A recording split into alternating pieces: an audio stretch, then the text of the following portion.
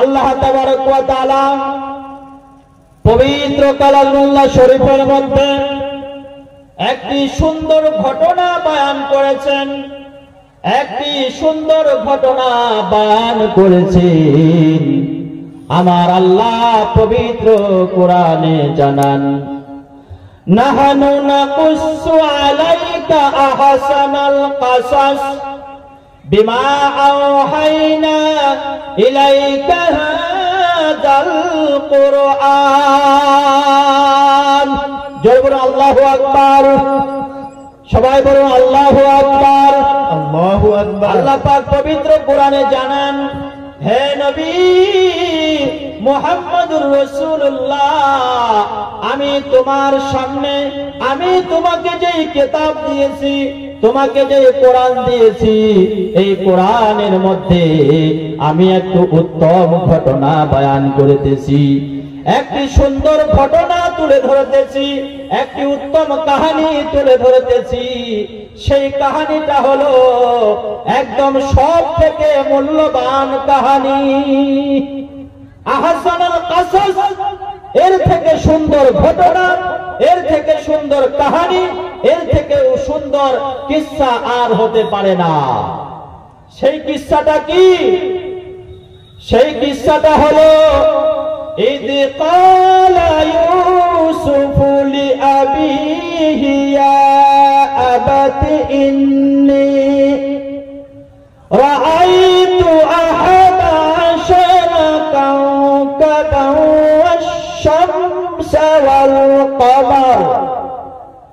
সেই ঘটনাটা হলো, সেই কিসসাটা হলো, সেই কাহিনীটা হলো এই কি, একদিন নবী ইউসুফ আলাইহিস সালাতু ওয়াস সালাম রাত্রি বেলায় বিছানায় ঘুমাচ্ছিলেন, বিছানায় আরাম ফরমাচ্ছিলেন, বিছানায় বিশ্রাম করতেছিলেন।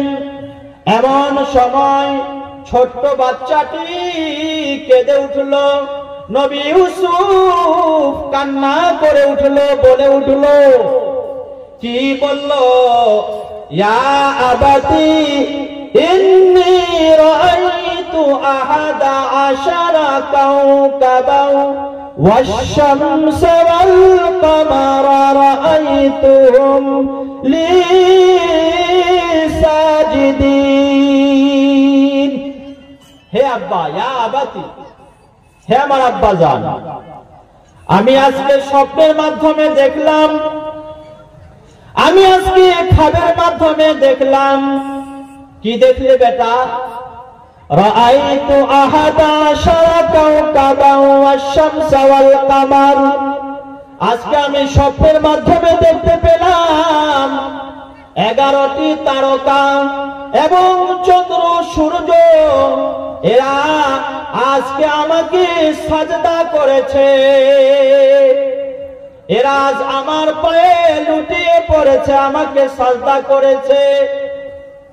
স্বপ্ন দেখিয়া ইউসুফ নবী পিতাকে ডাকিয়া কহিল,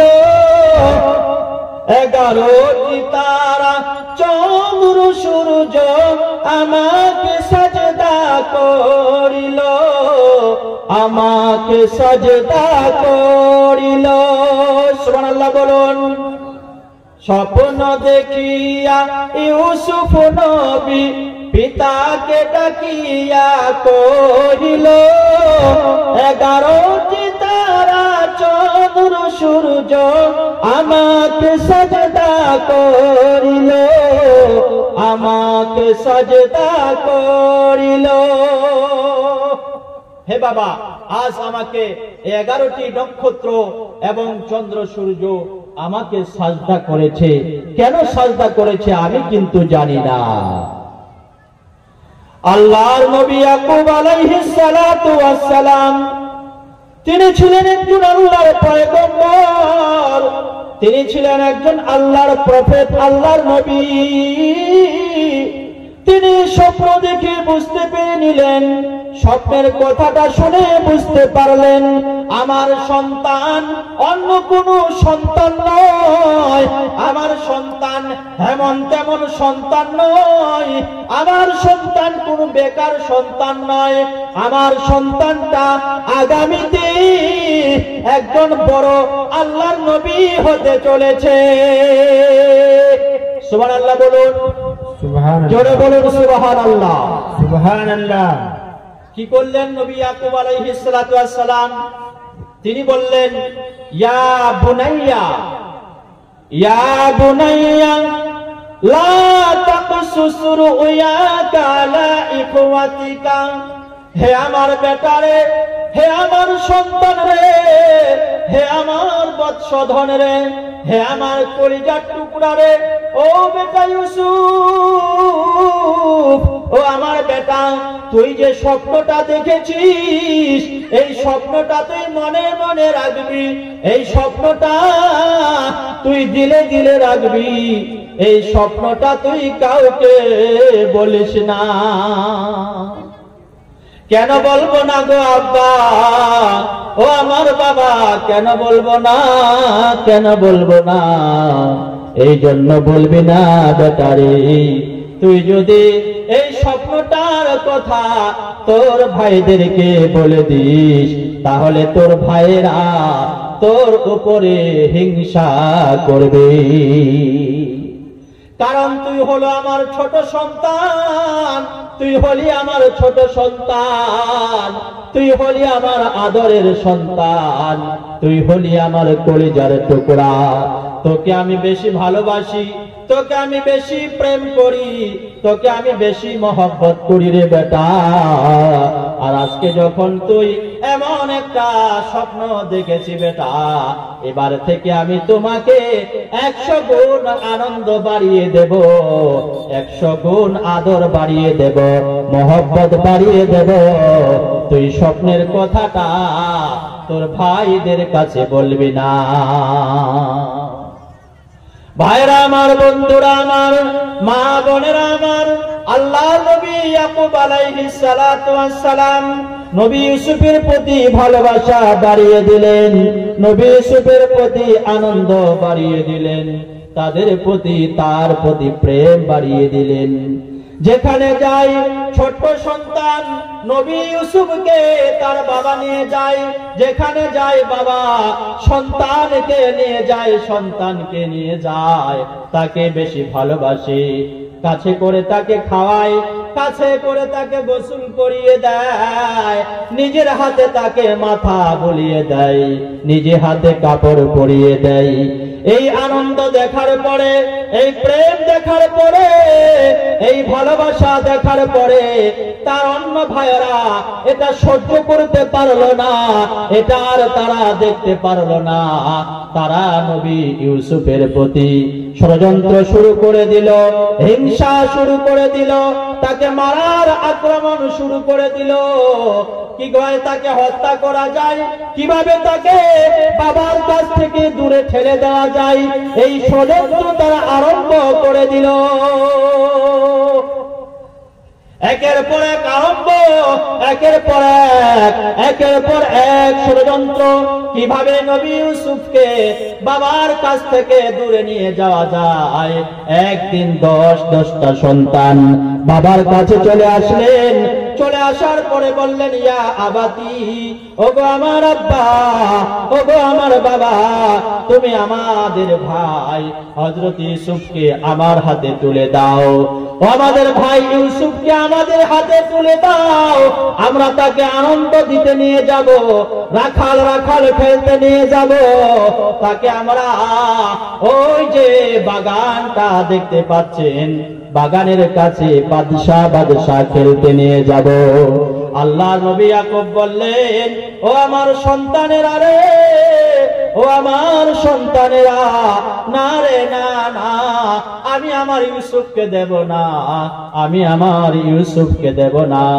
তোমরা তাকে রেখে বাদশা খেলবে, আনন্দ করবে, তোমরা ফুর্তি করবে, আনন্দ করবে, খেলাধুলা করবে, আর এই মুহূর্তে এই সুযোগে বাঘ এসে, জঙ্গলের বাঘ আমার নবী ইউসুফকে খেয়ে নেবে। এরা 10 ভাই বলে উঠলো, ইয়া আবাতি, হে আব্বাজান, আপনি কেমন করে কথাটা বলছেন? নাহানু উসবা, আমরা হলাম দলবদ্ধ, আমরা 10 ভাই, আমাদের মাঝখান থেকে একটা বাঘ এসে নবী ইউসুফকে তুলে নিয়ে যাবে, এটা কখনো সম্ভব নয়, এটা কখনো সম্ভব নয়, আমরা তা হতে দেব না। আমাদের ভাইকে আপনি আমাদের হাতে তুলে দিন। ভাইরা আমার, বন্ধুরা আমার, আল্লাহ নবী ইয়াকুব আলাইহিস সালাতু ওয়াস সালাম কোনো মতে রাজি হলেন না, কোনো মতে রাজি হলেন না। না না না, আমার সন্তানকে তোমাদের হাতে তুলে দেব না, তোমরা নিয়ে যেতে পারবে না, আমার সন্তানকে তোমাদের হাতে তুলে দেব না। এরা কি করলো? ষড়যন্ত্র করতে লাগলো।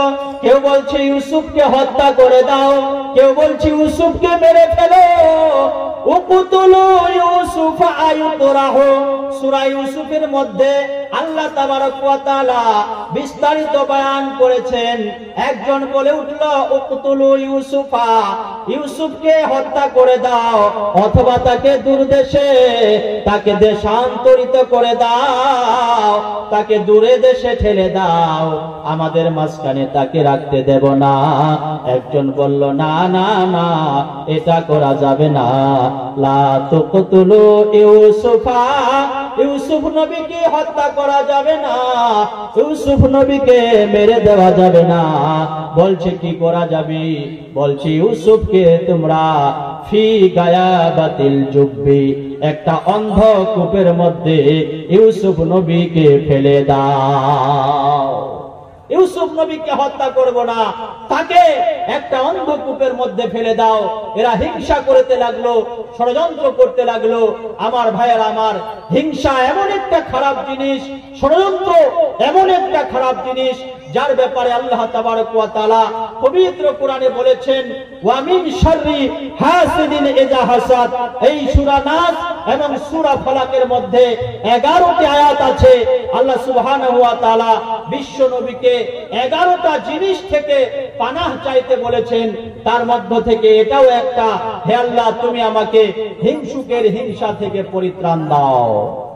একজনের হিংসুক ছিল, একটা লোক ছিল খুব ভালো, 5 ওয়াক্ত নামাজ পড়তো, দোয়া করতো, আল্লাহর ইবাদত করতো, কিন্তু তার বউটা ছিল খুব খারাপ। এই বউয়েদের কারণে আজ অনেকের সংসার ভেঙে যায়, যায় কি যায় না? বউয়েদের কারণে অনেক সুখের সংসার খারাপ হয়ে যায়। তো ওই লোকটাকে তার বউ বলছে, আগো তুমি সব সময় নামাজ পড়ো, রোজা করো, মাথায় টুপি দিয়ে বেড়াও, আর আমাদের গরুর দুধ হয় না, আর ওদের গরুটা দেখছো 11 কেজি করে দুধ হচ্ছে, নামাজ পড়ে না, রোজা করে না, ওদের গাভীর 11 কেজি দুধ আর তোমার গাভীর 5 কেজি দুধ। তো বউ, স্বামী বলছে কি করব কি করব, ওদের দুধ আল্লাহই দিচ্ছে, দুধ বেশি হচ্ছে, যত্ন করছে, দুধ বেশি হচ্ছে, আমরা যত্ন করি না, কম হচ্ছে। বলছে তুমি একটা কাজ করো। বলছে কি?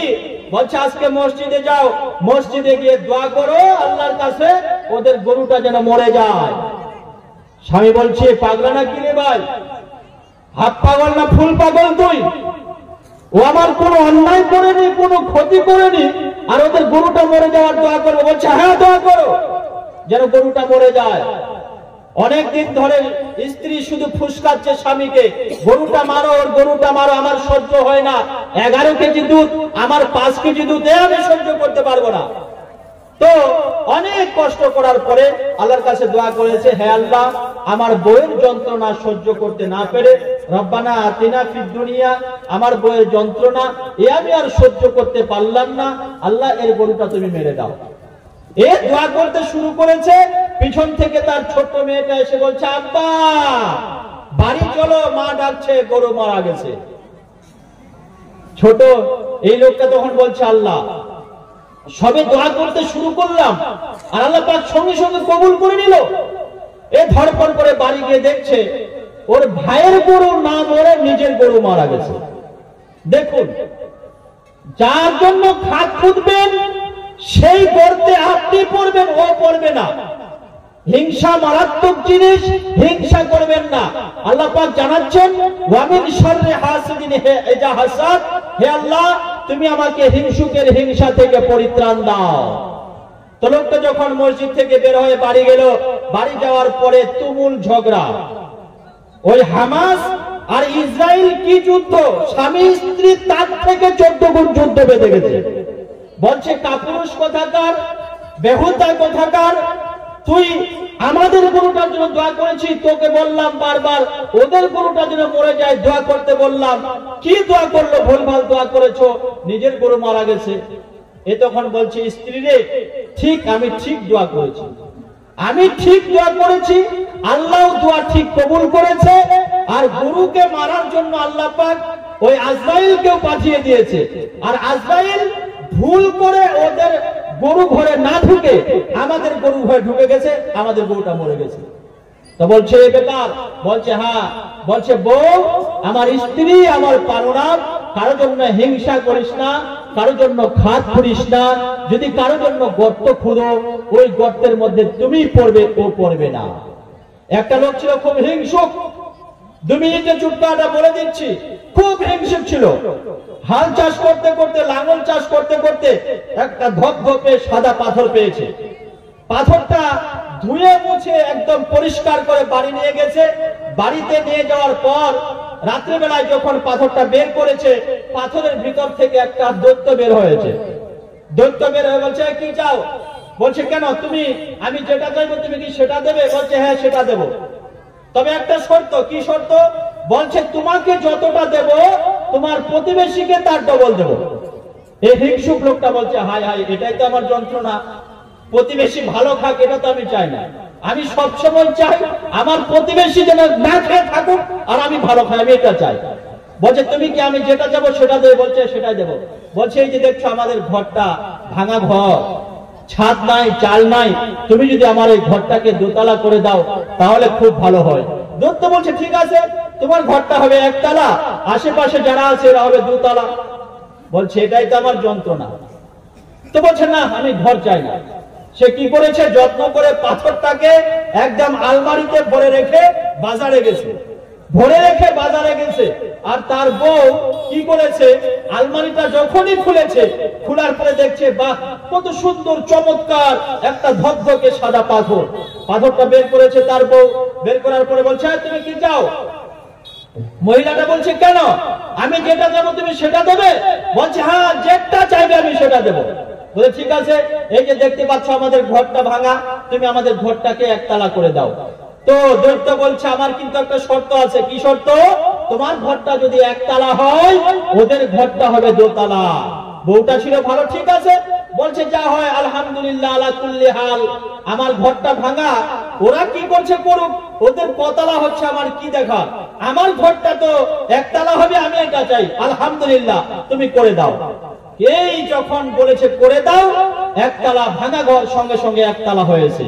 কিন্তু আশেপাশে যাদের ঘর ছিল একতলা এরা হয়ে গেছে 2 তলা, যাদের ছিল 2 তলা চারা হয়েছে 4 তলা, যারা ছিল 4 তলা এরা হয়েছে 8 তলা। মানে পুরো গ্রামটা পাল্টে গেছে। স্বামী যখন বাজার থেকে বাজার করে বাড়ি আসছে দেখছে, বলছে বাপ রে বাপ, নিমতলা না এটা টাউন, নিমতলা গ্রাম তো পুরো পাল্টে গেছে। ভাঙা ঘর নাই, টালির ঘর নাই, মাটির ঘর নাই, শুধু 2 তলা আর 4 তলা 5 তলা। কি ব্যাপার? সে নিজের ঘর আর চিনতে পারে না, নিজের ঘরের পাশ দিয়ে চলে যাচ্ছিল। বউ বলছে পাগলা এখানে আয়, এখানে আয়, সারা জীবন খেটে পাকা করতে পারলি না, আজ দেখ আমি একটা কেরামতিতে ঘর পাকা করেছি। বলছে বউরে তুই তো আর জানিস না আমার যে কি যন্ত্রণা, তুই আমার মনের আগুনটাকে আজ উস্কে দিয়েছিস। বলছে কেন? বলছে আমি যে চাই আমি ভালো খাই, আমার প্রতিবেশী এরা যেন না খেয়ে থাকুক, এরা যেন ভুখাই থাকুক, এরা যেন ঝুপড়ির ঘরে থাকুক, এটাই আমি চাচ্ছিলাম। কিন্তু আজ আমাদের ঘরটা ছোটই থেকে গেল, একতলাই থেকে গেল, এরা আজকে 5 তলা 6 তলা 10 তলার মালিক হয়ে গেল। বউ বলছে পাগল হিংসা করিস না, আল্লাহ যেটা দিয়েছে তার প্রতি শুকরিয়া কর, যদি শুকরিয়া করিস আল্লাহ নিয়ামত 14 গুণ বাড়িয়ে দেবে। বলুন সুবহানাল্লাহ, সুবহানাল্লাহ। এই লোকটা কি করেছে, রাত্রিবেলায় তার বউটাকে বিছানায় শুয়ে দিয়েছে, যা তুই শুয়ে পড়। বিছানায় শুয়ে দিয়ে একদম দরজা জানালা বন্ধ করে আবার দৈত্য ওই পাথরটা বের করেছে। পাথরটা বের করেছে, পাথর বের করার পর দৈত্য বের হয়েছে, বলছে হ্যাঁ এবার কি চাও বলো, ঘর তো একতলা হয়ে গেছে, কি চাও? বলছে এবার কিছুই চাই না, তুই একটা কাজ কর, তুই আমার একটা চোখ কানা করে দে। দৈত্যর শর্ত কি ছিল? যে তুমি যেটা পাবে সবাই ডবল পাবে, তো তুই একটা কাজ কর, আমি বাড়ি গাড়ি টাকা করি কিছুই চাই না, তুই আমার একটা চোখ কানা কর, আর এই শালাগুলো দুটো চোখ কানা হবে, আমি দেখতে চাই পুরো গ্রামটা অন্ধ আর কানা হয়ে থাকুক, এটা আমি দেখতে চাই, আমার একটা চোখ কানা করে দে। তো এই হলো হিংসুক। আল্লাহ তাবারক ওয়া তাআলা হিংসা করতে নিষেধ করেছেন। সূরা নাস, সূরা ফালাক করে দেখবেন, তার তাফসীর করে দেখবেন, দুটো সূরার মধ্যে 11টি আয়াত আছে। 11টি জিনিসের ব্যাপারে আল্লাহ পাক পরিত্রাণ চাইতে বলেছেন, তার মধ্য থেকে একটা হলো হিংসা। আল্লাহ পাক হিংসা থেকে আমাদেরকে পরিত্রাণ দান করুন, বলো আল্লাহুম্মা আমিন। ভাইরা আমার, বন্ধুরা আমার, ইউসুফ নবীর ভাইরা হিংসা করলো। ইউসুফ নবীর ভাইরা হিংসা আরম্ভ করে দিল, হে ইউসুফ আমরা তোমাকে হত্যা করব, আমরা তোমাকে মেরে ফেলবো, অথবা আমরা তোমাকে দেশান্তরিত করব। একজন ভাই বলে উঠলো ওয়াকালা কাইলুন, একজন বলে উঠলো লা তাকতুলু ইউসুফা, ইউসুফকে তোমরা হত্যা করো না। কি করে? ওয়ালকুহু ফি গায়াবাতিল জুব্বি, তোমরা ইউসুফকে অন্ধকূপের মধ্যে ফেলে দাও। সেটাই করা হলো। ইউসুফ নবী আলাইহিস সালাতু ওয়াস সালাম তাকে বাবার কাছ থেকে প্রলোভন দিয়ে, বাবার কাছ থেকে মিথ্যা কথা বলি ইউসুফ নবীকে নিয়ে গেল। নিয়ে যাওয়ার পরে ইউসুফ নবীকে রাস্তায় নিয়ে যেতে যেতে কেউ ঘুষি মারে রে, কেউ তার মাথায় টালা মারে রে, কেউ তার গালে চড় মারে রে। ইউসুফ নবী বলে, ও আমার ভাইরা, তোমরা আমার বাবাকে বললে যে তোমরা আমাকে নিয়ে বাদশাহ বাদশাহ খেলবে, কিন্তু এখন তোমরা আমাকে মারো কেন? তোমরা আমার গালে চড় মারো কেন? তোমরা আমাকে ধাক্কা মারো কেন? তোমরা আমাকে কেন কষ্ট দাও, কেন কষ্ট দাও? কাপুরুষেরা বুঝলো না, নির্দয়রা তারা ইউসুফ নবীর কথা কোনো কথাই মানে না। ইউসুফ নবীর উপর অত্যাচার বাড়িয়ে দিল, ইউসুফ নবীকে মার আরম্ভ করে দিল। মারতে মারতে মারতে মারতে জঙ্গলের মাঝখানে নিয়ে গেল। জঙ্গলের মাঝখানে নিয়ে যাওয়ার পরে একটা অন্ধকার কূপ তারা পেল, যেই কূপের মধ্যে কোনো পানি নাই, কোনো জল নাই, কেউ কখনো পানি তুলতে পারে না, শুধু আছে সাপ বিচ্ছু, বিষধর সাপ পড়ে আছে।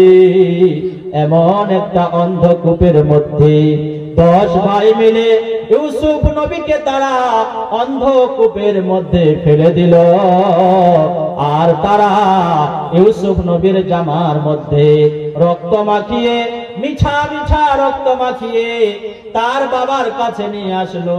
বাবাকে এসে বলল, আব্বা জান, ওগো আব্বু, তুমি যে আশঙ্কাটা করেছিলে, তুমি যেই কথাটা বলেছিলে আমার ইউসুফকে তোমরা নিয়ে যেও না, জঙ্গলের নেকড়ে বাঘ খেয়ে নেবে, ওগো আব্বা সেটাই আজকে বাস্তব হয়েছে। আমরা ইউসুফ নবীকে মাঝখানে, মাঠের মাঝখানে রেখে আমরা বাদশাহ বাদশাহ খেলতেছিলাম, এমন সময় একটা নেকড়ে বাঘ চলে আসলো। আর নেকড়ে বাঘটা এসে আমাদের ইউসুফকে খেয়ে নিয়েছে গো আব্বা। যদি বিশ্বাস তুমি না করো, এই দেখো তার ছিঁড়া জামাটা আমরা গা থেকে খুলে নিয়ে এসেছি, এবং তার গার জামার মধ্যে কতগুলো রক্ত লেগে আছে। বাবাকে বুঝাতে লাগলো। বাবা বলল, না না না, দুনিয়ার এমন কোন জন্তু নাই, দুনিয়ার এমন কোন বাঘ নাই, এমন কোন সিংহ নাই যে একজন নবীকে খেয়ে নেবে।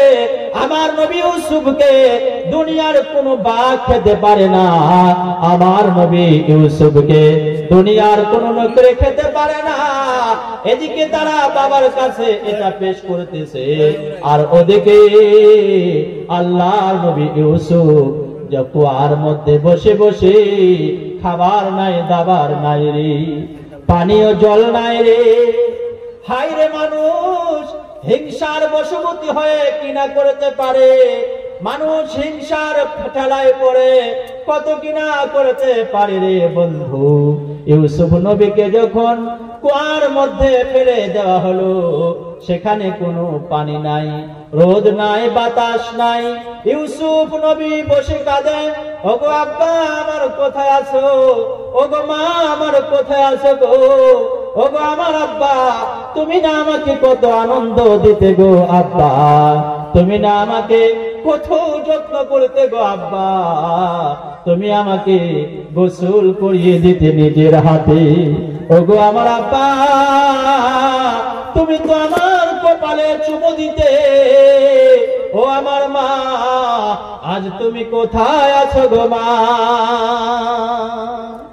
কোথায় আছো প্রাণের আম্মা বসিয়া, তোমার ইউসুফ কান্দে মাগো কুয়ায় পড়িয়া, কোথায় আছো প্রাণের আব্বা বসিয়া, তোমার ইউসুফ কান্দে কুয়ায় পড়িয়া।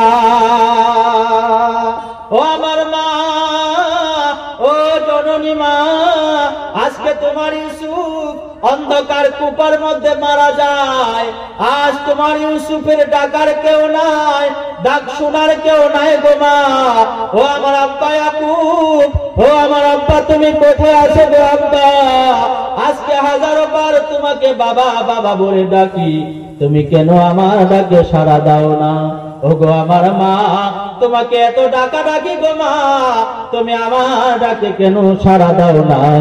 আমার ভাইয়েরা, আমার বন্ধুরা, আমার ইউসুফ নবী একাই কুয়ার মধ্যে কাঁদে, আর মাঝখান দিয়ে একটা ব্যবসায়ী দল, একটা ব্যবসায়ী কাফিলা যাইতেছিল।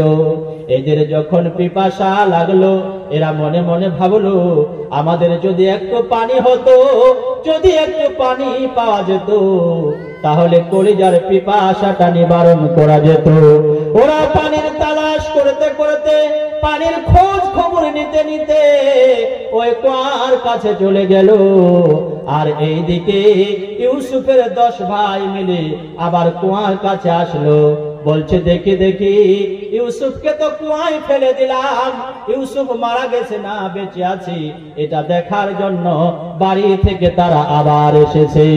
এইদিকে কাফেলা দল যখন পানি তোলার জন্য কুয়ার মধ্যে যখন বালতিটা নামিয়ে দিল, ইউসুফ নবীর বুকের মধ্যে পানি এলো, বলছে না না না, আমাকে তোলার জন্য আল্লাহর বান্দা কেউ না কেউ এসেছে, আমাকে উদ্ধার করার জন্য আল্লাহর কোন না কোন বান্দা এসেছে।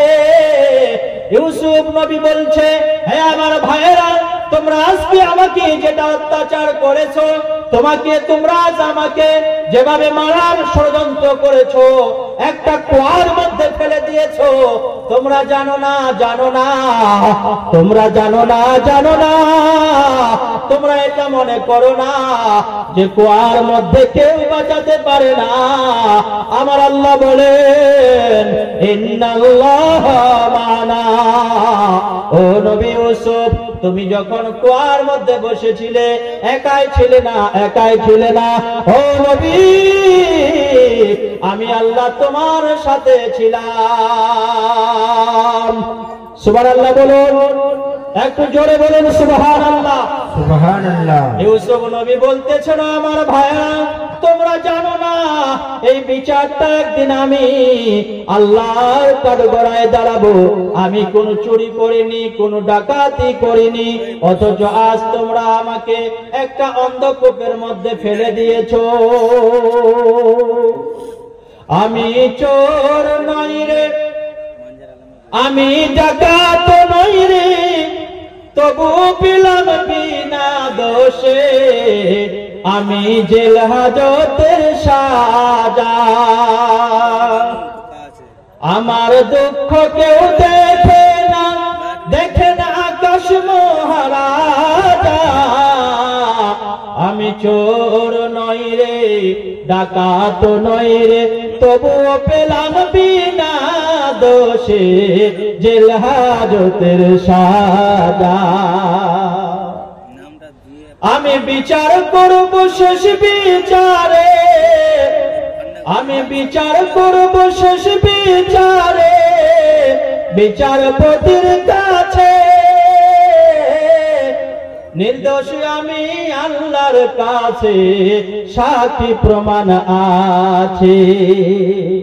আমার উকিল হবেন যারা খোদার ফারিস্তা যারা, আমার উকিল হবেন যারা খোদার ফারিস্তা তারা। সত্যেরই জয় হবে সেদিন মিথ্যারই জানাজা। আমি জেল হাজতের সাজা। ইউসুফ নবী যখন বাবা বাবা করে কাঁদতেছিল, মা মা করে কাঁদতেছিল, এমন সময় কাফেলা দল, এমন সময় কাফেলা ব্যবসায়ী পানি তোলার জন্য ওই অন্ধকূপের মধ্যে একটা বালতি নামিয়ে দিয়েছে।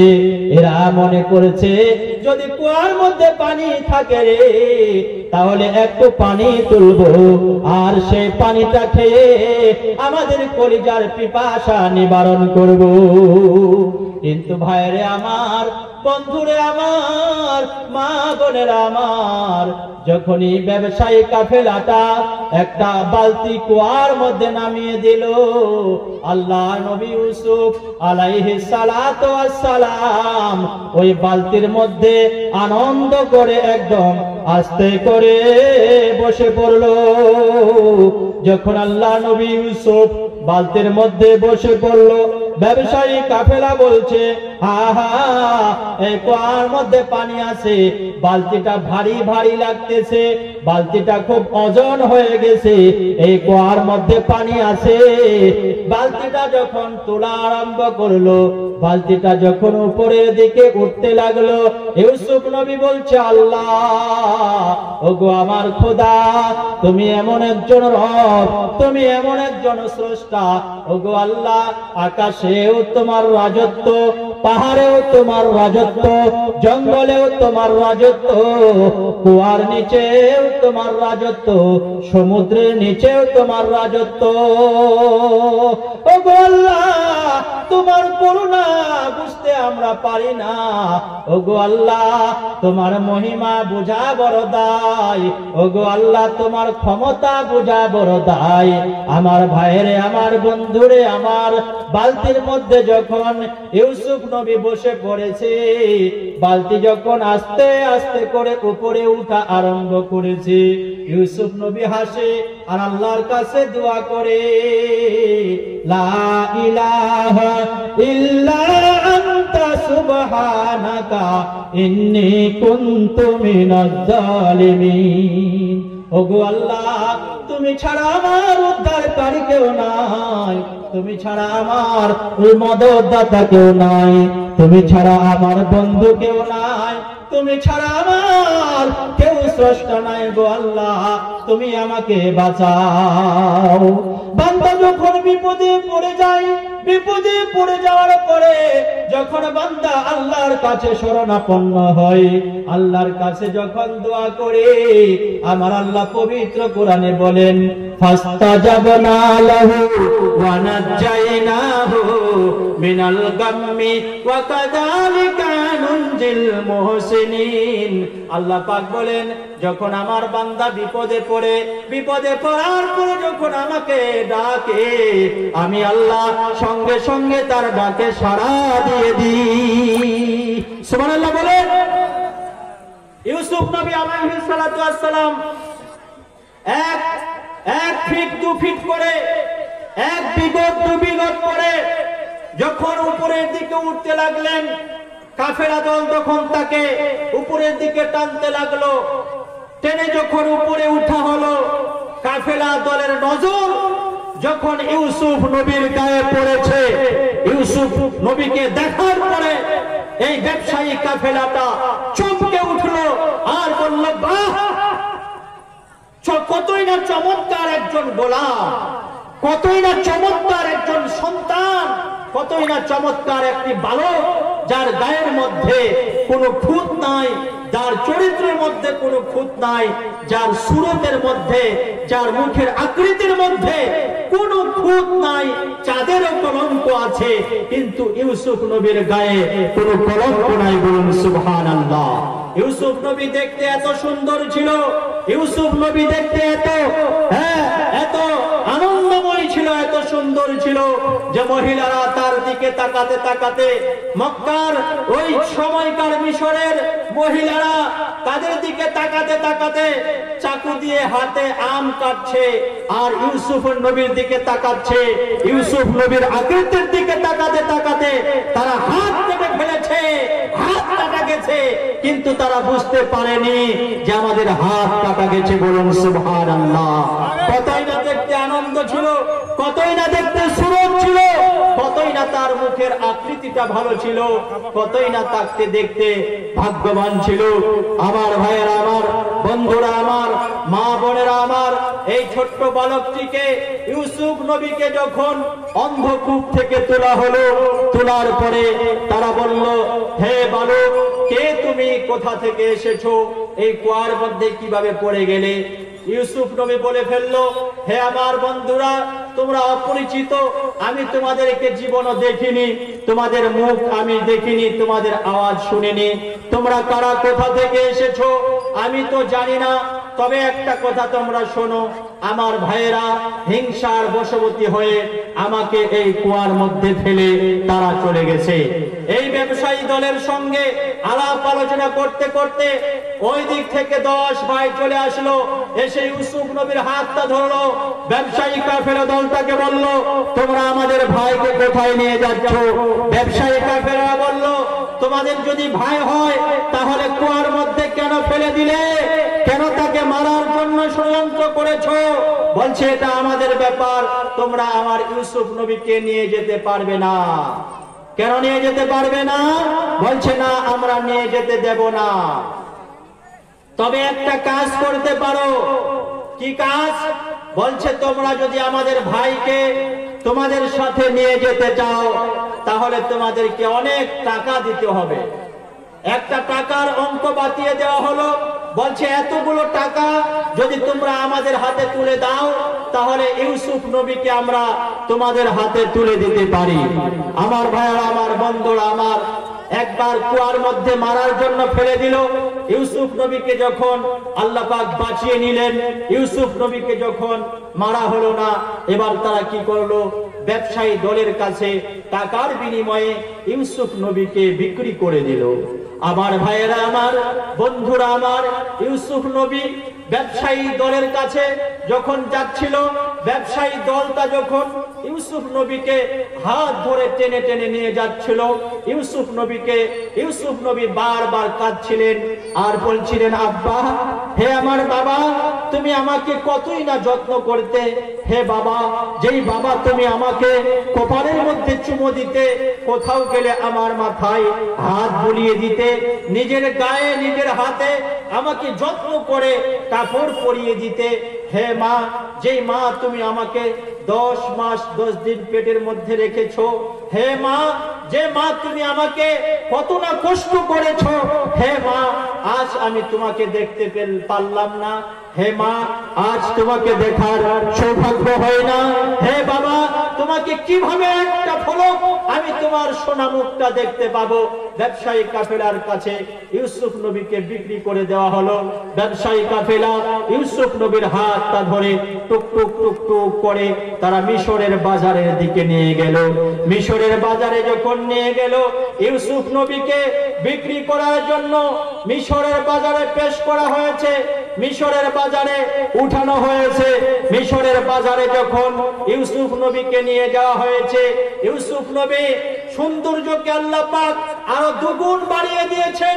ইউসুফ নবীর মুখের চেহারাটা আল্লাহ পাক আরো বাড়িয়ে দিয়েছেন। ইউসুফ নবীর মুখটা আরো এত উজ্জ্বল হয়ে গেছে যে পুরো মিশরের বাজারটা ইউসুফ নবীকে একটা পলক দেখার জন্য সবাই কাছে চলে এসেছে। জোরে বলুন সুবহানাল্লাহ। আমার ভাইয়ের আমার, পুরো বাজার যখন ইউসুফ নবীকে দেখার জন্য চলে এসেছে, মিশরের আজিজ, মিশরের বাদশা বাজারে যখন দেখলো কি ব্যাপার, পুরো বাজারটা ভেঙে একটা বালককে দেখতে এসেছে। এই বালকটা কে? কে তার বালকটা? এমন কি তার মধ্যে আছে যে সবাই ওই বালকটাকে দেখার জন্য পাগল হয়ে গেছে। আমার ভাইয়েরা আমার, বন্ধুরা আমার, মা বোনেরা আমার, ইউসুফ নবীকে বেচার জন্য যে ব্যবসায়ী দলটা কিনে নিয়েছিল তারা ঘোষণা করে দিল, তারা বলছে এই বালকটাকে আমরা অমুক জায়গা থেকে কিনে নিয়ে এসেছি, এই মিশরের বাজারে আমরা এই বালকটাকে বিক্রি করব। এই বালকটার নাম হলো নবী ইউসুফ আলাইহিস সালাতু ওয়াস সালাম। কে কত টাকা দিয়ে তোমরা কিনতে পারো বলো? কেউ বলছে 1 লাখ, তো কেউ বলছে 2 লাখ, কেউ বলছে 5 লাখ। ব্যবসায়ী কাফেলা ইউসুফ নবীকে বিক্রি করে না, চড়চড় করে তার দাম বেড়ে যাচ্ছে, ইউসুফ নবীকে বিক্রি করে না। ব্যবসায়ী দলটা বলছে আজ আমাদের ভাগ্য খুলে গেছে, আমাদের কলিজা আল্লাহ পাক খুলে দিয়েছেন। সারা জীবনে ব্যবসা করে যত না টাকা উপার্জন করেছি, আজকে একটা বালককে কিনে তার থেকেও বেশি উপার্জন করব। ওরাও আনন্দে আত্মহারা। ইউসুফ নবীকে বাজারে বিক্রি করা হচ্ছে, বাজারে তোলা হয়েছে, বাজারে বিক্রি করা হবে। ব্যবসায়ী কাফেলারা আসে, গোলাম খরিদ করতে আসে, গোলাম কিনতে আসে, বাড়িকার কাজের জন্য দাস কিনতে আসে। আর তারা দাম লাগায়, দাম বলে এত দাম পাবে, এই বালকটাকে তোমরা বিক্রি করবে। বলছে না। কত টাকা লাগবে তোমরা বলো? কত টাকা হলে বিক্রি করবে বলো? ব্যবসায়ী কাফেলা বলতেছে যে আমাদেরকে সব থেকে বেশি টাকা দেবে, তার হাতে এই সুন্দর বালকটিকে তুলে দেব। ভাইরা আমার, বন্ধুরা আমার, প্রিয় মা বোনেরা আমার, ইউসুফ নবীকে যখন দাম কষাকষি হচ্ছে তাকে নিয়ে, আজিজে মিশর, মিশরের বাদশা আজিজ, মিশরের বাদশা আজিজ দূর থেকে দেখতেছে কি ব্যাপার, কি ব্যাপার। পুরো বাজার ভেঙে গেছে একটা বাচ্চাকে দেখার জন্য, পুরো বাজার ভেঙে গেছে একটা বালককে দেখার জন্য। কি এমন আছে তার ভিতরে, কি এমন আছে তার ভিতরে? আজিজে মিশর 1 পা 2 পা করে বাজারের কাছে চলে আসলো। যেখানে ইউসুফ নবীকে বিক্রি করা হচ্ছিল, যেখানে নবী ইউসুফকে বিক্রি করা হচ্ছিল, আজিজে মিশর চলে আসলো রে। আজিজে মিশর এসে ঢুকে পড়লো। আজিজে মিশর যখন একবার নবী ইউসুফের কপালে যখন তার নজরটা গেছে, আজিজে মিশর ইউসুফ নবীকে দেখে একেবারে পাগল হয়ে গেছে। ইউসুফ নবীকে দেখে একেবারে পাগল হয়ে গেছে। ইউসুফ নবীকে কেনার জন্য আনন্দে আত্মহারা হয়ে গেছে, পাগল হয়ে গেল, উন্মাদ হয়ে গেল। ব্যবসায়ী কাফেলার কাছে দর কষাকষি করতে লাগলো। কত টাকা লাগবে রে? কত হলে বিক্রি করে দেবে রে? কত টাকা হলে ইউসুফ নবীকে তোমরা বিক্রি করবে রে? ব্যবসায়ী কাফেলা বলল, হুজুর, ওগো বাদশা জাহাপানা, এত টাকা যদি হয় তাহলে আমরা এই সুন্দর বালকটাকে তোমার হাতে তুলে দেব। আজিজে মিশর এক পলকে বলে উঠল, একটাকে বলে কাফেলারা তোমরা শোনো, তোমরা যত টাকা তোমরা এই গোলামটার দাম রেখেছো, যত টাকা বাজেট রেখেছো, তার 2 গুণ টাকা আমি আজিজে মিশর তোমাদের হাতে তুলে দিলাম। এই গোলকটাকে, এই সন্তানটাকে তোমরা আমার হাতে তুলে দাও। আজিজে মিশর বহু টাকার বিনিময়ে ইউসুফ নবীকে ক্রয় করে নিল, ইউসুফ নবীকে কিনে নিল। কিনে নিয়ে যাওয়ার পরে বাড়ি নিয়ে গেল। বাড়ি নিয়ে যাওয়ার পরে তার বিবিকে বলল, ও আমার বিবি রে, ও আমার প্রাণনাথ, ও আমার অর্ধাঙ্গিনী জীবন সঙ্গিনী রে, তুই শুনে রে শোন, এই বাচ্চাটাকে আজ আমি মিশরের ওই বড় বাজারটা থেকে বহু টাকা দিয়ে কিনে নিয়ে এসেছি। এই বাচ্চাটাকে তুই চাকর মনে করবি না, এই বাচ্চাটাকে তুই বাড়িকার কাজ করা মনে করবি না, এই বাচ্চাটাকে তুই দাস মনে করবি না, এই বাচ্চাটাকে তুই চাকর মনে করবি না। এই বাচ্চাটার দ্বারাই আমরা কোনো কাজ নেব না, কোনো সেবা নেব না, কোনো খিদমত নেব না।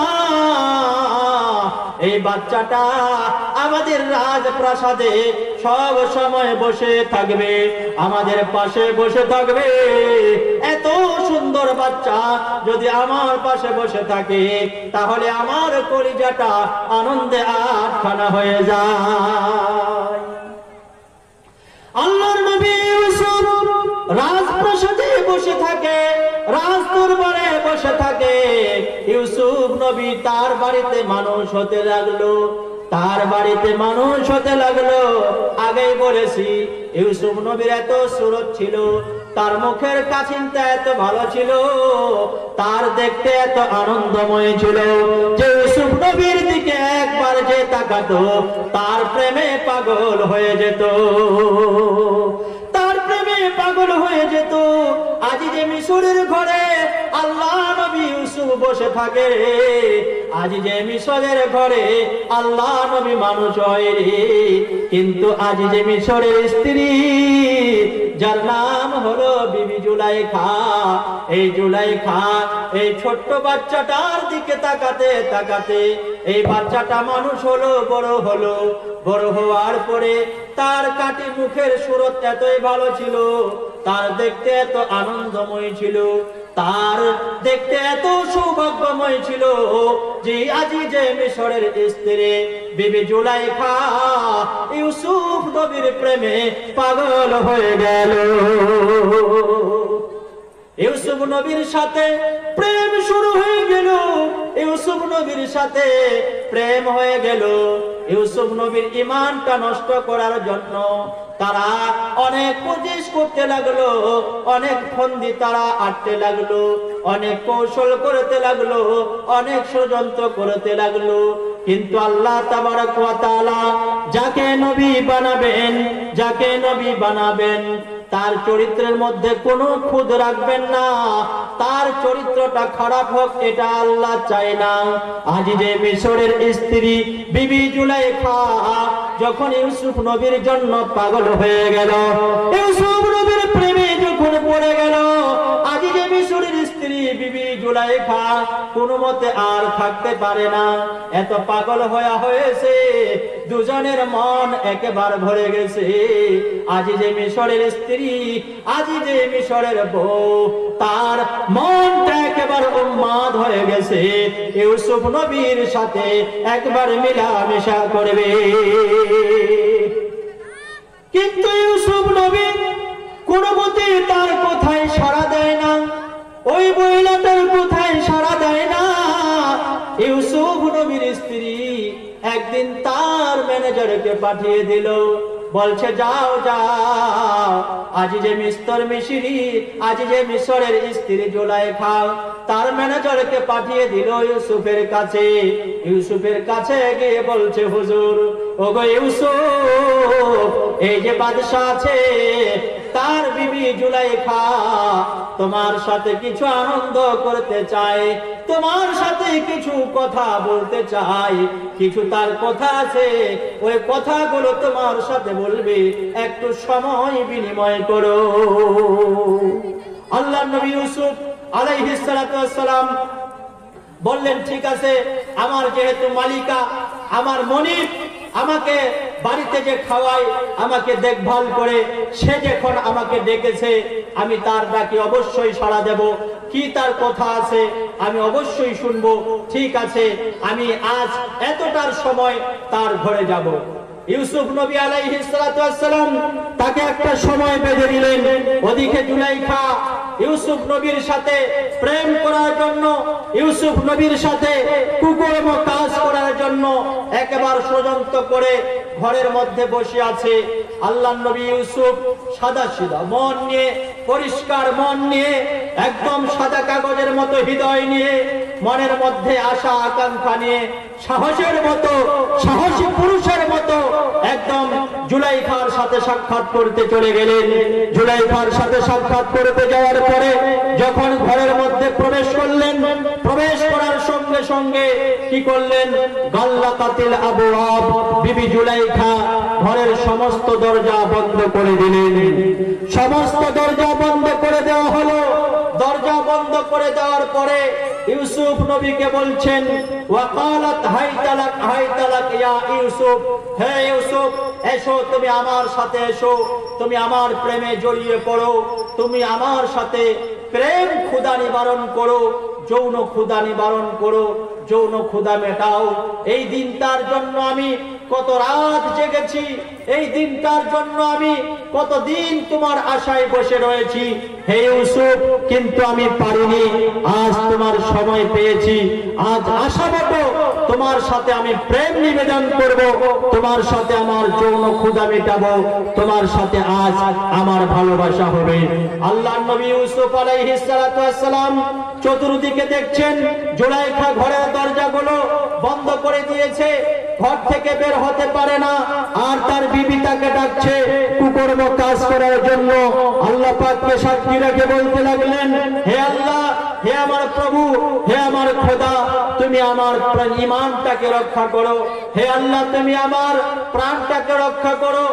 আজ যদি তুমি আমাকে রক্ষা না করো, তাহলে আমার ঈমান আজ ধ্বংস হয়ে যাবে। হে আল্লাহ, তুমি আমাকে কুয়া থেকে রক্ষা করেছো, আমাদের ভাই থেকে রক্ষা করেছো, কতই না বিপদ থেকে রক্ষা করেছো। আজ এই বিপদটুকু থেকে তুমি আমাকে রেহাই দান করো। হে আমার রব, তুমি আমার প্রতি একটু তোমার রহমতের দৃষ্টিটা নিক্ষেপ করো। আমার ভাইয়েরা, আমার বন্ধুরা, আমার মা বোনেরা আমার, দেখুন আল্লাহ তাবারক ওয়া তাআলা ঈমানদারের ঈমানকে কিভাবে রক্ষা করেন। দেখুন আল্লাহ তাবারক ওয়া তাআলা মুমিনের ঈমানকে কিভাবে রক্ষা করেছেন। আমার ভাইয়েরা আমার, বিবি জুলাইখা বলছে, কালাত হাইতালাক, এসো, তুমি আমার সাথে এসো, প্রেম নিবেদন করো।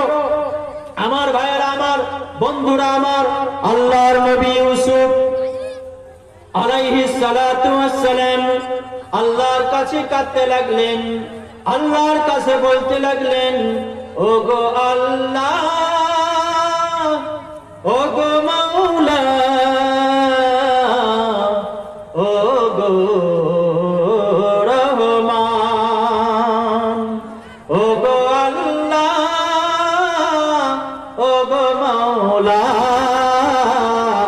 ওগো রহমান, তোমার দয়ার নাই সীমা, তোমার দয়ার নাই সীমা, তুমি তো মেহেরবান, ওগো আল্লাহ, ওগো মাওলা, ওগো রহমান। হে আমার মাওলা, হে আমার খোদা, হে আমার মাওলা, এখানে আমার কাছে কেউ নাই, একমাত্র বিবি জুলাইখা আর আমি নবী ইউসুফ, তার সাথে কেউ নাই, আমার সাথেও কেউ নাই। আবার ঘরের দরজা বন্ধ, আমাকে প্রেম নিবেদন করার জন্য ডাকে। যদি আজ আমি তার প্রেমে জড়িয়ে পড়ি, আমি জেনাকারের কাতারে দাঁড়াতে হবে আমাকে, আমি বেবিচারের কাতারে দাঁড়াতে হবে, আমাকে জেনাকারের লাইনে দাঁড়াতে হবে। ওগো আল্লাহ,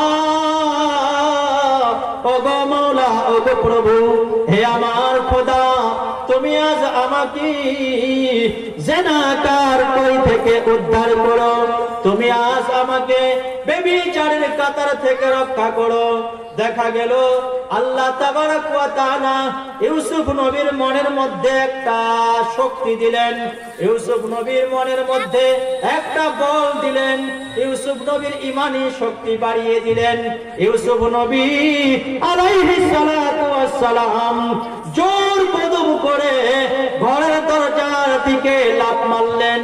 ঘরের দরজা যখন ঠেলা মারলেন, এক একটা করে ইউসুফ নবী সাতটা দরজা ভঙ্গ করে, সাতটাকে দরজা ভেঙে ইউসুফ নবী আলাইহিস সালাতু ওয়াস সালাম একেবারে বাইরে বেরিয়ে পড়লেন। জোরে বলুন নারায়ে তাকবীর, আরো জোরে বলুন নারায়ে তাকবীর। ঈমানি শক্তি আল্লাহ পাক কিভাবে কাজে লাগাচ্ছেন দেখুন। ইউসুফ নবী আলাইহিস সালাতু ওয়াস সালাম ঈমানি শক্তি নিয়ে দীপ্ত কণ্ঠে সাহসের মতো, বীরের মতো আল্লাহু আকবার বলে দরজাটা যখন ধরলেন, আল্লাহ পাকের ইশারায় সাতটা মজবুত দরজা রাজপ্রাসাদের খুলে গেল। বলুন সুবহানাল্লাহ। সাতটা দরজা খুলে গেল। একদম ইউসুফ আলাইহিস সালাতু ওয়াস সালাম দরজার বাইরে বেরিয়ে পড়েছেন, আর ওদিক থেকে আজিজে মিশর ঘরের ভিতরে প্রবেশ করার জন্য একেবারে মুখোমুখি এসে গেছে। আজিজে মিশর বলছে, বেটা কি ব্যাপার, তোমার মাথার চুল উস্কো খুস্কো কেন, তোমার গায়ের জামা কেন ছেঁড়া, তোমার গাটা কেন ঘামা ঘামা লাগছে কেন, তুমি কাঁদছো কেন, ভয়ে কাঁদছো কেন, হে আমার পোষ্য পুত্র, তোমার এই অবস্থা কেন? আমার ভাইয়েরা, আমার বন্ধুরা আমার, দেখুন আল্লাহ তাবারক ওয়া তাআলা ইউসুফ নবীকে আরো একটা বিশাল পরীক্ষার মধ্যে ফেলে দিচ্ছেন।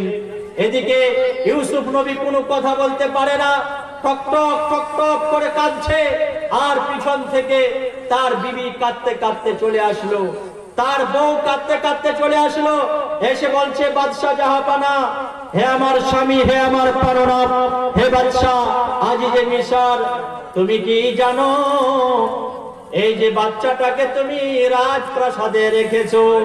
তুমি কি জানো এই যে বাচ্চাটাকে রাজপ্রাসাদে তুমি তাকে বেটার মর্যাদা দিয়েছো? তুমি কি জানো এই সন্তানটাকে তুমি যে বেটার মর্যাদা দিয়েছো, রাজপ্রাসাদে তাকে থাকার জায়গা দিয়েছো? তুমি কি জানো এই বাচ্চাটা যেই প্লেটে খায় সেই প্লেট ফুটো করার চেষ্টা করে? বলছে তার মানে, বলছে তুমি বাদশা হয়েছো, তুমি রাজা হয়েছো, মানে বুঝো না? এতটুকু কথার মানে বুঝো না? বলছে না, বুঝি না, আমাকে বুঝাও। বলছে বাদশা জাহাপানা, ও গো বাদশা আজিজে মিশর, তুমি কি জানো না এই বাচ্চাটা আজ আমার চরিত্র হরণ করার চেষ্টা করেছে, এই বাচ্চাটা আজ আমার ইজ্জত লুটার চেষ্টা করেছে, এই বাচ্চাটা আজ আমাকে ধর্ষণ করার চেষ্টা করেছে, ইভটিজিং করার চেষ্টা করেছে। দেখো তার শরীরের অবস্থা দেখো, মাথার চুলটা উস্কো খুস্কো, গায়ের জামাটা ছেঁড়া, তার শরীরের মধ্যে দেখো একটা ভয় ভয় ভাব, কিন্তু আমি আমার লজ্জাটাকে রক্ষা করেছি, আমি তাকে ধর্ষণ করতে দিইনি। কোন দিকে কেসটা ঘুরিয়ে দিচ্ছে দেখুন মহিলারা, আজকে কোন দিকে কেসটা ঘুরিয়ে দিচ্ছে। আজকে বর্তমান সমাজের মধ্যে যতগুলো জেনা হচ্ছে, যত ব্যভিচার হচ্ছে, যত জেনা হচ্ছে, তার জন্য 20% ছেলেরা দায়ী, 80% মহিলারাই দায়ী। মহিলাদের জন্য বেশি করে আজ সমাজের মধ্যে জেনা বেড়ে গেছে, এই মেয়েদের জন্য আজকে সমাজে জানা বেড়ে গেছে, ব্যভিচার বেড়ে গেছে। আল্লাহ নবী সাল্লাল্লাহু আলাইহি সাল্লাম যেদিনকে মেরাজে গিয়েছিলেন, গিয়ে দেখেছিলেন জাহান্নামের মধ্যে মহিলারাই বেশি, মহিলারাই বেশি, মহিলারাই জাহান্নামী বেশি। আমার মা বোনেরা আমার, একটু বুঝার চেষ্টা করুন। আপনারা হচ্ছেন জান্নাতি রমণী। আল্লাহ তাবারক ওয়া তাআলা আপনাদেরকে জান্নাতে যাওয়ার রাস্তা খুবই সুগম করেছেন। পুরুষ জান্নাতে যেতে অনেক কঠিন আছে, কিন্তু মহিলারা খুব সহজে জান্নাত যেতে পারে।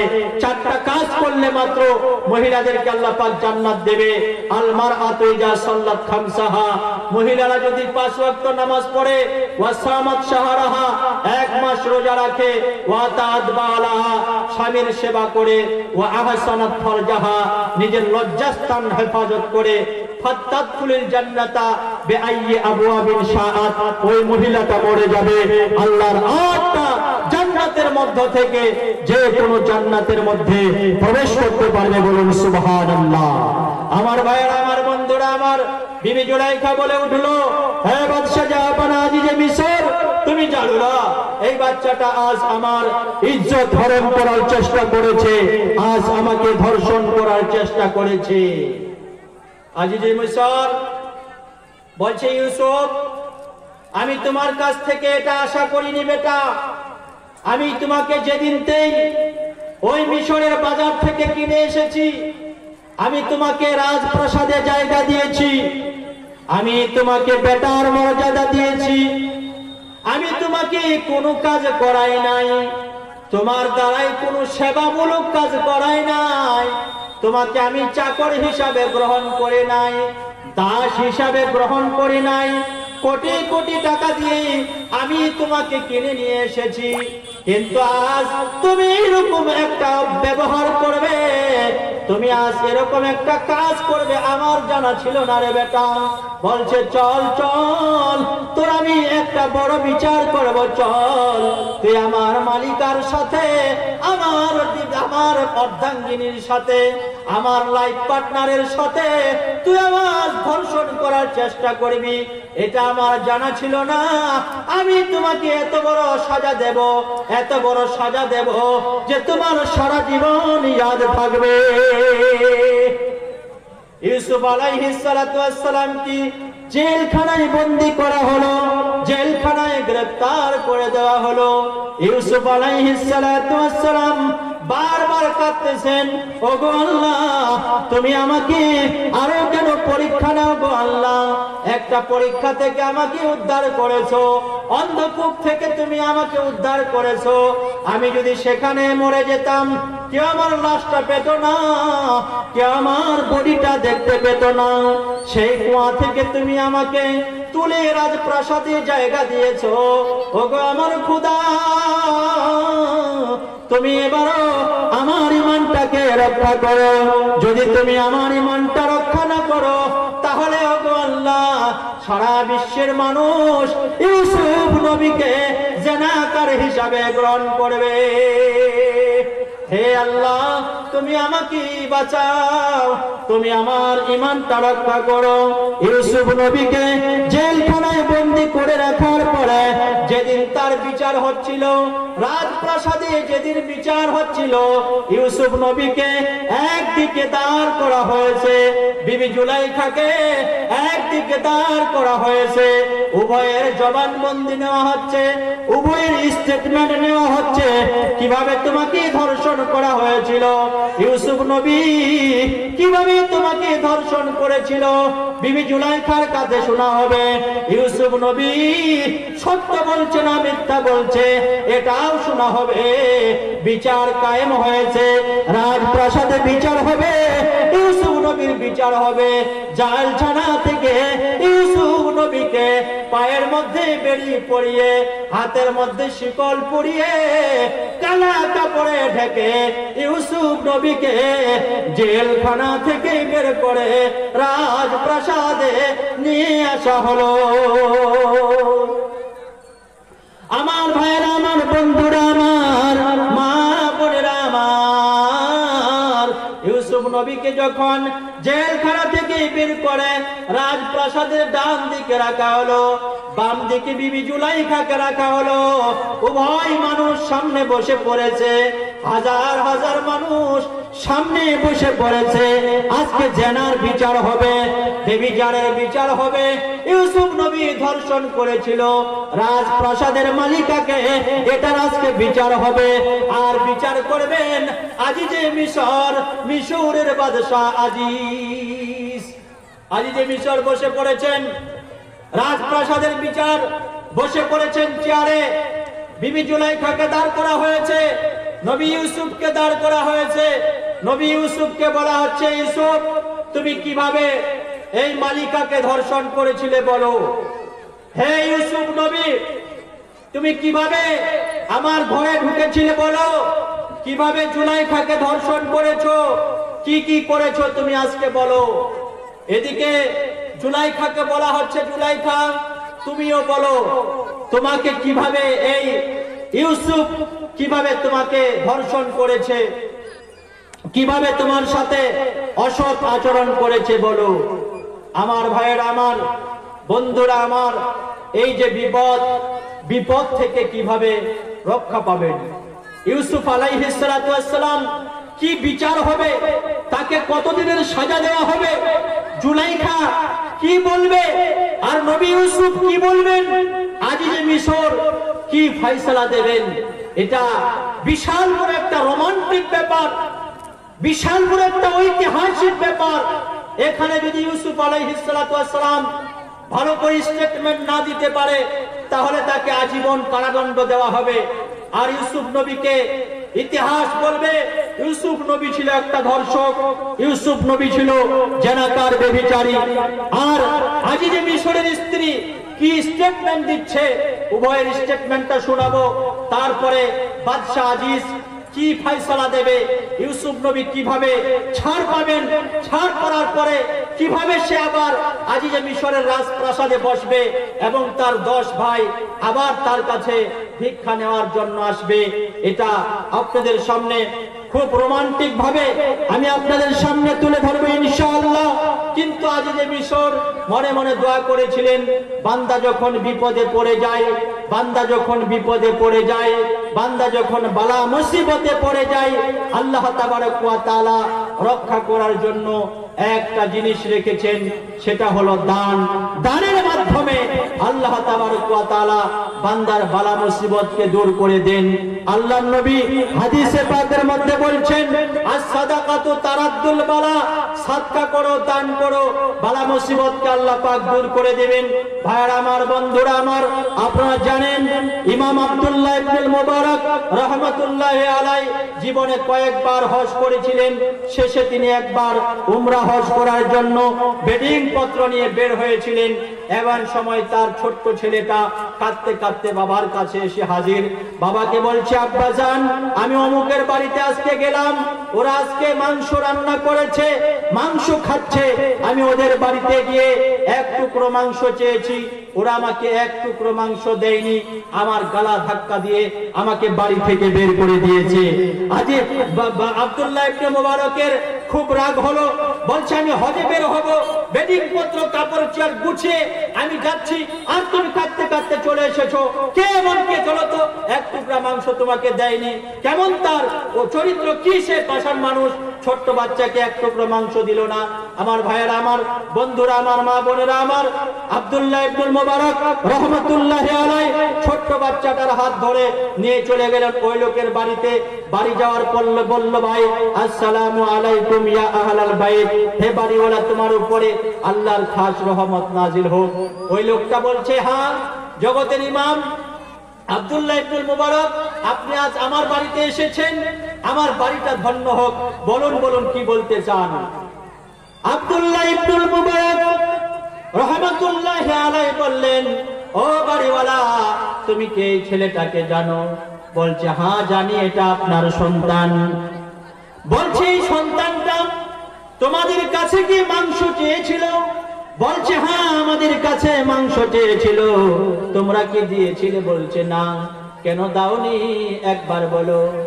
তোমরা কেমন মানুষ, ছোট্ট বাচ্চা মাংস চেয়েছে, তোমরা দিলে না। লোকটা অঝর নয়নে কাঁদতে লাগলেন। কেঁদে কেঁদে বলতে লাগলেন, ওগো জগতের ইমাম, ওগো জগতের ইমাম, আপনি কি জানেন আমি খুব গরিব মানুষ গো ইমাম। আমি 3 দিন ধরে কোনো কাজ পাইনি, কাজ করব আমি পেলাম না, কাজ আমি পেলাম না। কোনো কাজ না পাওয়ার পরে আজকে আমি যখন বাড়িতে ফিরে আসছিলাম, বাড়িতে আসার পরে দেখলাম রাস্তার মাঝখানে একটা মরা গরু পড়ে আছে। আমি কি করলাম? 3 দিন না খাওয়া শরীর, আমার বাচ্চাদের মুখে এক টুকরো মাংস দিতে পারিনি, একটা রুটি তুলে দিতে পারিনি, আমার বাচ্চাদের মুখে কোনো খাবার দিতে পারিনি। শেষ পর্যন্ত আমি কি করলাম? এই মরা গরুর মাংসটা, চামড়াটা খোলার পরে মরা গরুর মাংসটা কিছু কেটে নিয়ে আসলাম, মরা গরুর মাংসটা আজকে রান্না করেছি। এই মরা গরুর মাংসটা আজকে আমরা জীবন বাঁচানোর জন্য খাচ্ছিলাম। ওগো জগতের ইমাম, আমরা মরা গরুর মাংস খাচ্ছিলাম জীবন বাঁচাবার তাগিদে। আমরা গরিব বলি মরা গরুর মাংসটা খাচ্ছিলাম, কিন্তু আপনি তো একজন বড় লোক, আপনি তো টাকাওয়ালা, আপনার জন্য মরা গরুর মাংস খাওয়া জায়েজ হবে না। সেই জন্য আমি আপনার ছেলেকে মরা গরুর মাংসটা খেতে দিলাম না, বাড়ি থেকে বের করে দিলাম।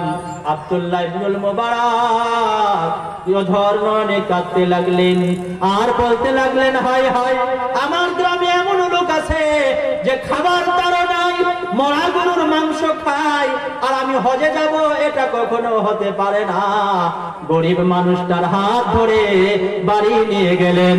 বাড়ি নিয়ে যাওয়ার পরে বিবিকে বললেন, বিবি রে, যেই টাকাটা নিয়ে হজে যাচ্ছিলাম, হজের টাকাটা আমার হাতে দাও। হজের টাকা হাতে দেওয়া হলো।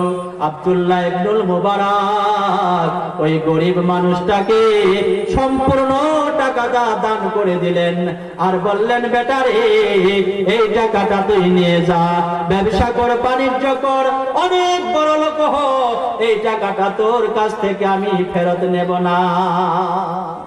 আব্দুল্লাহ ইবনুল মুবারক হজ করতে গেলেন না, হজের টাকাটা আল্লাহর রাস্তায় দান করলেন। 40 দিন পর হাজিরা যখন হজ করে বাড়ি ফিরে আসলো, আব্দুল্লাহ ইবনুল মুবারক তার সাথীরা বাড়িতে দেখা করতে এসেছে। বলছে, ওগো আব্দুল্লাহ, হজ করে কোন দিন আপনি আসলেন? আব্দুল্লাহ ইবনুল মুবারক অঝর নয়নে কাঁদতে লাগলেন। বলছে, আমার সাথীরা, ও আমার সাথীরা রে, আমাকে লজ্জা দিস না, আমার কলিজাটা তোরা ফাটাস না।